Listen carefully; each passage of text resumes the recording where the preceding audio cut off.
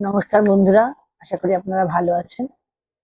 আজকে বলবো যে রেইকি সম্পর্কে কিছু মিথস এবং কিছু সত্যতা বা ফ্যাক্ট আছে। অনেক মানুষ রেইকি সম্পর্কে অনেক ভুল ধারণা রাখেন। কিছু আমরা জেনে নিই, যেমন সাধারণ কিছু মিথস ভার্সেস ফ্যাক্ট দেখে নেওয়া যায়। প্রথমে বলি, রেইকি শুধু বিশেষ ক্ষমতা সম্পন্ন মানুষই করতে পারে। এটা পুরোপুরি ভুল ধারণা, একদম ভুল ধারণা। রেইকি আসলে একটি শেখার পদ্ধতি। সঠিক ট্রেনিং নিলে প্রায় যে কেউ রেইকি শিখতে পারে। আর অনেক সময় আমরা ভাবি রেইকি করলে কোনো ধর্ম পরিবর্তন করতে হয়। এটাও একদমই ভুল ধারণা।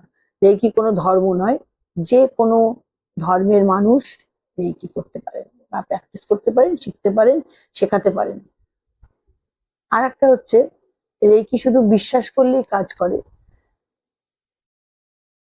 বিশ্বাস থাকলে ফল ভালো হয়, কিন্তু রেইকি এনার্জি কাজ করার জন্য বিশ্বাস বাধ্যতামূলক নয়। আপনি বিশ্বাস করুন বা না করুন, রেইকি তার পথেই চলবে।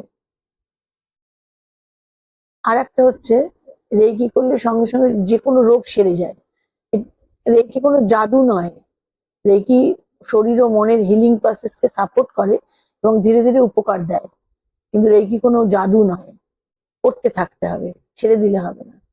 তারপরে হচ্ছে, রেকি করলে ওষুধ বা চিকিৎসার দরকারই নেই, আমরা অনেকেই মনে করেন, কিন্তু এটা পুরোপুরি ভুল ধারণা। রেকি হলো একটি কমপ্লিমেন্টারি হিলিং টেকনিক, যা চিকিৎসার সাথে পাশাপাশি করা যায় এবং অবশ্যই সঙ্গে চিকিৎসাকে রাখতে হয়, কখনোই ওষুধ বন্ধ করতে হয় না।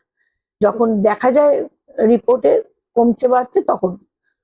তাই বলা হয়, রেকি সম্পর্কে অনেক ভুল ধারণা থাকলেও সঠিকভাবে জানলে বোঝা যায় এটি একটি শান্তিপূর্ণ এবং সহায়ক হিলিং প্র্যাকটিস। সুতরাং আপনারা